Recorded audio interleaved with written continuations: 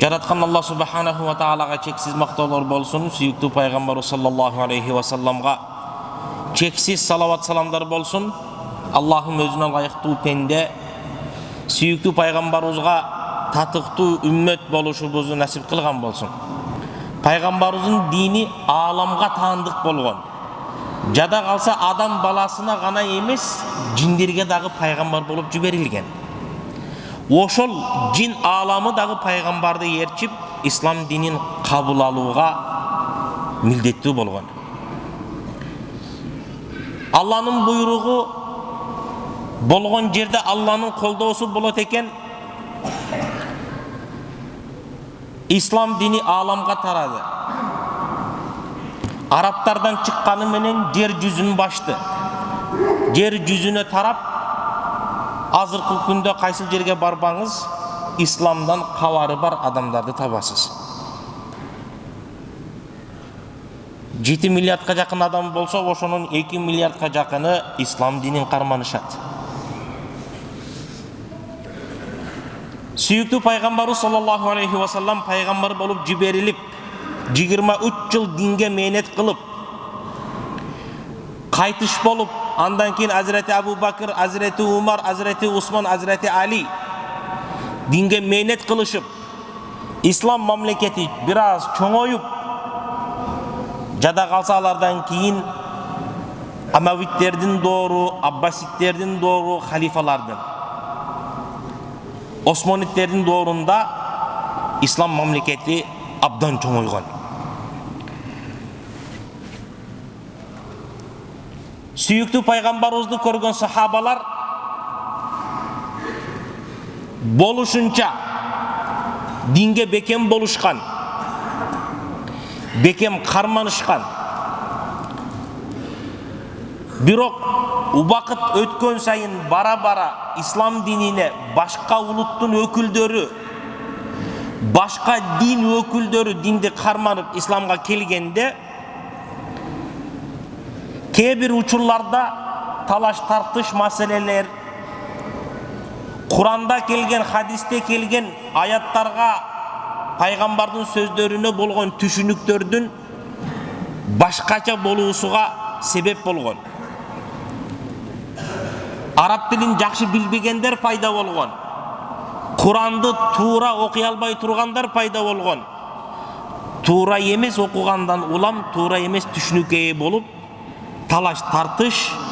Ошол учурда диндеги агымдардын алгачкы элге пайда болуп, жайылып баштаган учуру болот. Дегенмен Аллах субханаху ва таала ушул динди сактоо милдетин өзүнө алганы үчүн Кудай таалам адамдардын арасынан ушул динге мээнет кыла турган, динди сактай турган, туура түшүнүктү жеткире турган адамдардын дагы чыгышын насип кылган. Ошол адамдардын бири бүгүнкү биздин хутбадагы сиздер менен бөлүшө турган маалыматтардын негизинде имам Абу Ханифа жөнүндө кеп болмокчу. Имам Абу Ханифа биз карманган Ханафи мазхабтын ээси. Ислам ааламынын жарымын десем жаңылышпаймын. Адамдын санына эсептей турган болсок, 1 миллиардка жакын адам Ханафи мазхабын карманат. Калган элдерде өздөрүнүн жашоосуна байланыштуу кээ бир маселелерде башка мазхабты карманса деле, ошол маселелерде Ханафи мазхабын карманышат. Сиздер менен бөлүшүп кетейин. Египет мамлекети 100 миллион халк жашайт. Алар Шафи мазхаб карманат. Көпчүлүк карапайым эл ал жерде Шафи мазхаб карманышат. Бирок үйлөнүү, үй бүлө маселелеринде фатва сурап бара турган болушса, жада калса алардын мыйзамы Ханафи мазхабынын негизинде болгон. Азыркы күнгө чейин ошол негизде. Жеңил болгондуктан, ыңгайлуу болгондуктан, диндин рамкасынан чыкпаганыга байланыштуу болгондуктан. Имам Абу Ханифа 80-жылы, хижри жыл менен 80-жылы ааламга келет. Азыркы күндөгү Ирак мамлекетинин Куфа деген шаарында төрөлөт. Чоңойот, ошол жерде өмүрүн сүрөт. 80-жылы дей турган болсок, пайгамбарыбыз саллаллаху алейхи ва саллам 11-жылы кайтыш болот. Демек 69 жылдан кийин төрөлгөн болот. Биз билген, сиз менен биз билген кээ бир сахабалар 100гө чыгып кайтыш болгон. Пайгамбарыбыз хижрат кылып келгенде эми төрөлгөн сахабалар, пайгамбарыбыз кайтыш болгондо 10-11 жашка чыккан сахабалар 100гө чыгып кайтыш болгон сахабалар болгон. Имам Абу Ханифа ошол кээ бир сахабаларды көрүп калган адам болгондуктан табиин болуп эсептелет. Ошондуктан кээ бир хадистерди риwayat кылганда имам Абу Ханифа өзү сахабадан уккан болот, сахаба пайгамбардан уккан болот. Пайгамбарыбыз менен Абу Ханифанын ортосунда бир эле адам болгон бир нече хадистер бар. 80-жылы ааламга келет. 150-хижри жылы ааламдан кайтыш болот. 70 жашында.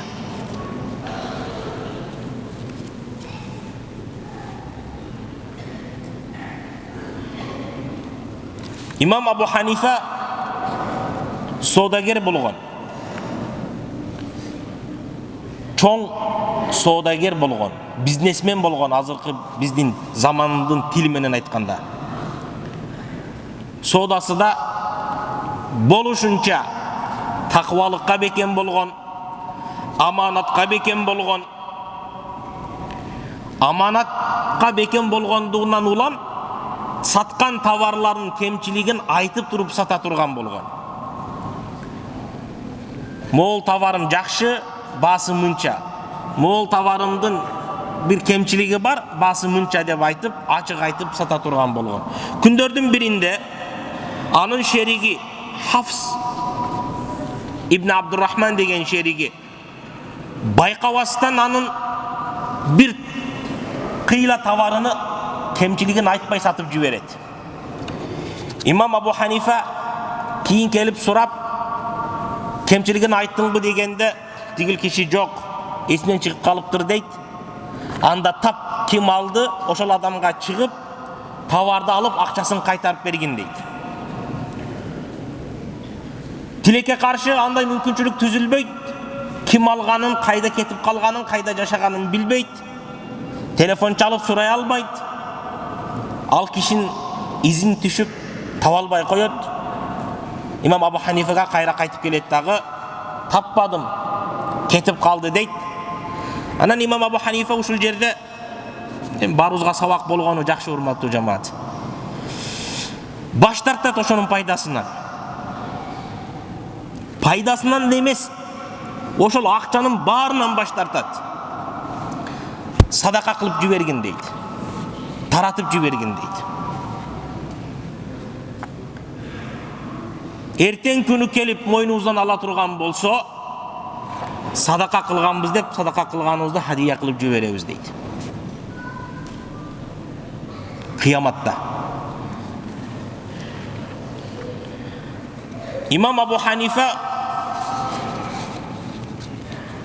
соодасынан түшкөн пайдаларды болушунча илимдүүлөргө, илим жолунда жүргөндөргө кийим кече, тамак аш, алтынды алтындай, күмүштү күмүштөй, акчалай кылып жардам берип жүрөт дагы.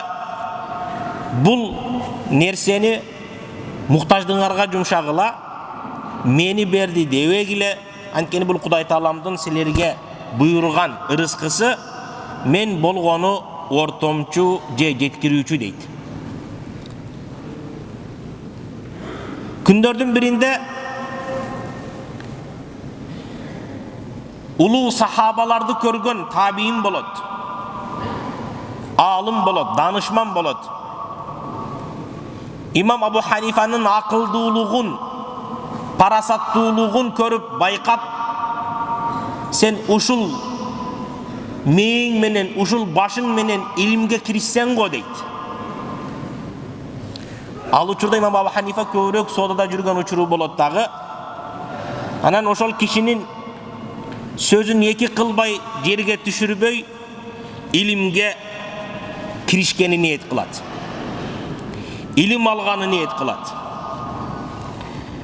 Өз айтып берет. Ошентип илим алууду ниет кылып,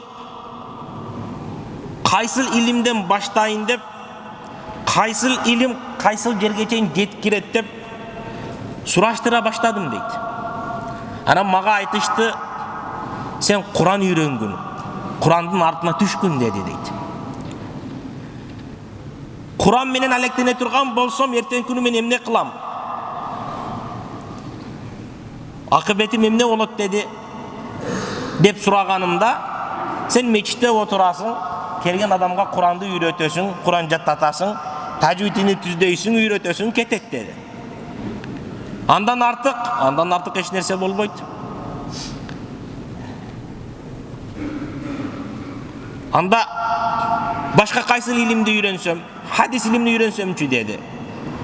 Хадис илимini үйрөнө турган болсоң дагы хадисти жаттайсың, изилдейсиң, сабак бересиң, адамдарга үйрөтөсүң. Андан артык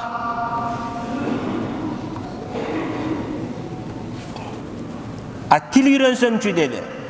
Араб тилин, грамматикасын терең киришип үйрөнсөм деп атат бул жерде.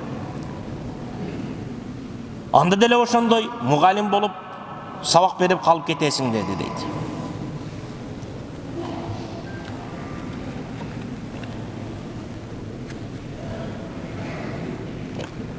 Акыйда илимин үйрөнсөмчү деди. Акыйда илимин үйрөнө турган болсоң, иманың бекем болот.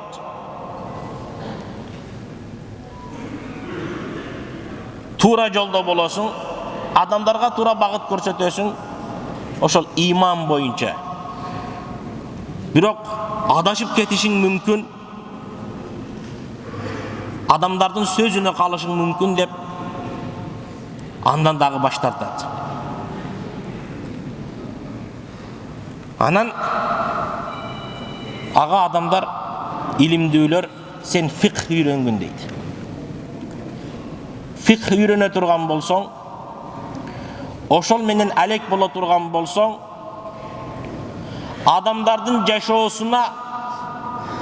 жашоосунун туура катасына туура багыт көрсөтүп, туура жол көрсөтүп, маселесин шариятын негизинде чечип берип, салым кошосуң дейт.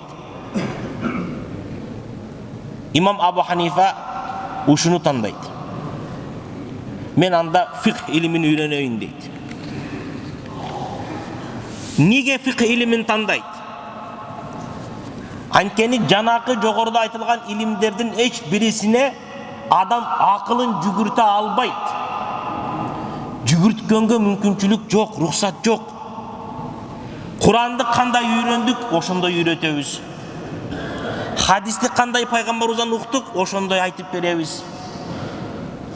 Фикхта адамдын маселесин чечүүдө, күнүмдүк турмушун чечүүдө Куранды, хадисти негиз кылып туруп, адам ой жүгүртүүгө рухсат этилген илим бул.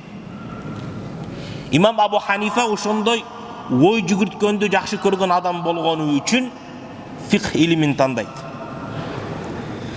Фикх илимин тандап, Хаммад ибн Сулайман деп Ирак элинин эң күчтүү устаздарынын бири, алымдардын бири болот. ошол кишинин колунда 18 жыл илим алат. Хамматтан илим алат, Ибрахим Нахи деген алым кишинен илим алат. Ошолордун колунда кайтыш болгончолор илимин улантууда болот.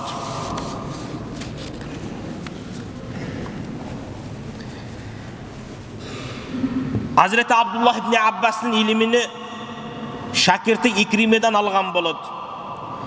Ata ibn Abi Rabah Mekke şahrının alımından ilim algan bolot.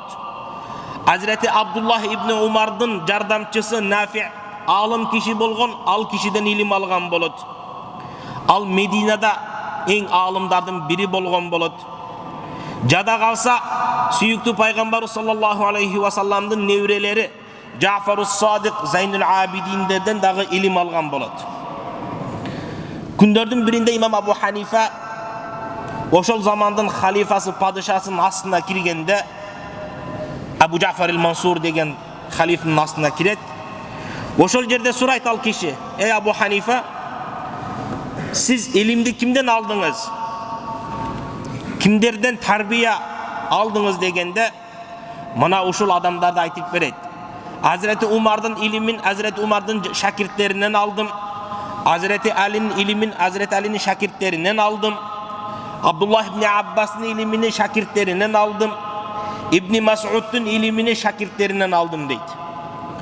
Aytor, men algan ilimlerden bari sözsüz türde sahabalarga barıp dayanat. Sahabalardan ilimi süyüklü Peygamber sallallahu aleyhi ve sellem'den bolgon deydi. Ubaqtlar ötüp, vaqt saati kelip İmam Abu Hanifa özünü ilimdүү sezген uçuru kelip kalat. Sabak algandı toxtotup, emi özüm dağı ustaz bolsam degen niyette. Күндөрдүн birinde ustazı Hammad'dın bir tuğanı kaytış bolot alısıraaq жерде. Ağa Muraskor qatarı adam kalbay bir gana ustazı bolot. Al jaka barış gerek. Ayla jok, taştap ketet. Ustazdın orduna bul en күчтүү şakirti bolgonduktan sabaka oturup adamdardın kelgen kayrılıusu suroolorun büt bарын жазып kaltıra beret. Жооп берет, бирок жазып өзүнө сактап коет. Канча күн вакыт өткөндөн кийин устазы кайра келет. Кайра келип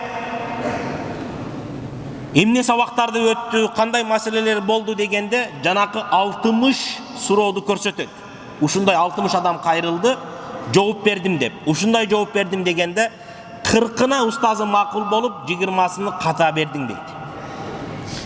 20-сын ката берген болсом, анда мен эч качан устаздык деңгээлге жете элек экенмин деп, устазым кайтыш болгонго чейин жанында боламын деп ниет кылат дагы, устазы кайтыш болгончо шакирти болот.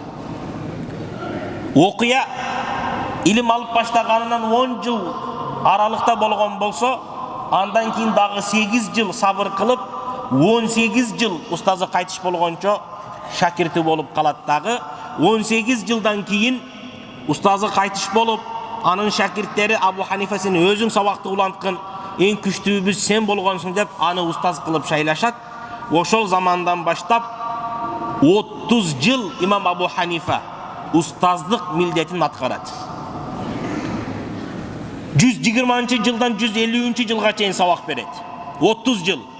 30 жыл ичинде имам Абу Юсуф, Мухаммад Хасан Шейбани, имам Зуфар сыяктуу, Ал-Хасан ибн Зияд, Абу Бакр Ал-Хузали, Дауд Ат-Таи ушундай чоң-чоң алымдарды тарбиялап чыгарган болот. Имам Абу Ханифанын эң өзгөчө тарыхта аты калуусуга себеп болгон сабак бергенде, талим өткөндө колдонгон ыкмалары болот. Ал бир маселе боюнча өзүнүн оюн калтыра турган болсо, биринчи талкууга таштайт эле. Шакирттерин отургузуп алып, 20, 30, 40, 50 адам, канча адам болот, ошолорго таштайт эле маселени. Алар ой жүгүртүп, ар бир алып келген далилине таянып, Куран аяттары болсун, хадистер пайгамбардын сөздөрүнөн болсун, ошентип отуруп, далил жок болгон маселелерди акылга салып, кыяска салып отуруп, тигил бетин карайт, берки бетин карайт, болот десе кандай болот, болбойт десе эмне болот, эмне үчүн болот дейбиз, эмне үчүн болбойт дейбиз деп отуруп, талкуудан өткөндөн кийин анан жаздырчу экен. Жаздырганда дагы кээ бир шакирттери жок, устаз биз кошулбайбыз ага десе, алардын дагы ойлору жазылып калган. Алардын дагы ойлору сакталган. Азыркы күндө Ханафи мазхабы боюнча китепти ачып карай турган болсоңуз, кээ бир маселелерде Абу Ханифанын ою тигиндей болгон, имам Абу Юсуфтун ою тигиндей болгон, имам Мухаммадтын ою тигиндей болгон, же болбосо эки шакирти бир көз карашта болгон, Абу Ханифа өзүнчө бир көз карашта болгон жерлери бар. Албетте булар талашсыз маселелерде талашкан эмес, талашууга уруксат этилген маселелерде талашкан. Диндеги жок нерсени бар кылган эмес, бар нерсени жок кылышкан эмес. Талашууга уруксат этилген маселелер боло турган болсо, мына ошол маселелерди талашкан. Ал кандай маселелер? Аларга эч кандай бир так далил болбогондуктан. Далил болсо дагы, далилди бизге ким алып келди? Санжырасыны карап туруп, ошого дагы, ошол нерсеге дагы көңүл бурушкан болот. Имам Абу Ханифанын жашоосу ушундай кереметтүү дагы болуп өтүп кеткен эмес. Илим алып, илим берип, соода кылып, зекетини берип жүрүп, кыйынчылыксыз, сыноосуз жашоо болгон эмес. Андай улуу инсандарга өзүнө жараша сыноолор болгон. Ошол сыноо имам Абу Ханифанын башына бир жолу эмес, эки жолу келет. Бул киши Амавиттердин доорунда бир Ибн Хубайра деген жетекчинин заманында бул кишини чакырат, илимине тан берет, илимин мактайт, жактырат, жетекчи болуп, казы болуп иштеп бериң дейт. Имам Абу Ханифа ал нерседен баш тартат. Мен казы болбоймун дейт. Казы деген сөз бүгүнкү күндө сот. Адамдардын тагдырын чечүүчү мекеме. Ошонун негизги адамы сиз болуңуз, жетекчиси сиз болуңуз дегенде баш тартат. Бир кыйынчылыкта, куугунтукта жүрөт баш тартканы үчүн. Ал заман өтөт, жетекчилер кетет, Амавиттердин доору түгөйт, Аббаситтердин доору келет. Аббаситтердин эң күчтүү жетекчилеринин бири Абу Джафар эл-Мансур кайрадан бул кишини чакырат дагы, жетекчи бол дейт. Казылык орунду сизден башка адамга лайыктуу көргөн жерим жок, жетекчи болуп бериңиз дейт. Бул киши кайра баш тартат. Мен андай болбоймун дейт.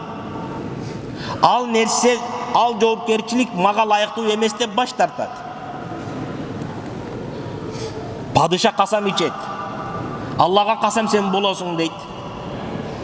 Имам Абу Ханифа өзүнүкүнү бербеген, коркпогон адам болгондуктан Аллага касам мен болбоймун дейт. Баш тарттым дейт. Анан падышанын жардамчылары айтат: "Ey Абу Ханифа, касам ичсе сен дагы касам ичип атканың бул неси?" дейт.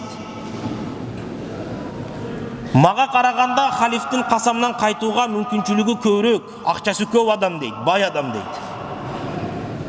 Оңой кутулат касамынан дейт. Мен бирок жетекчи болбоймун дейт." Өчөшүп калган падыша аны каматып коет. Көңгөнчө камагыла дейт. Бир канча убакыт камалат. Имам Абу Ханифа жоопкерчиликтен башын тартып туруп алат. Андай боло турган болсо, камчы менен тарбиялагыла деген тапшырманы дагы берет. Ошентип имам Абу Ханифа түрмөдө камалып, камчы жеп, ааламдан кайтыш болот.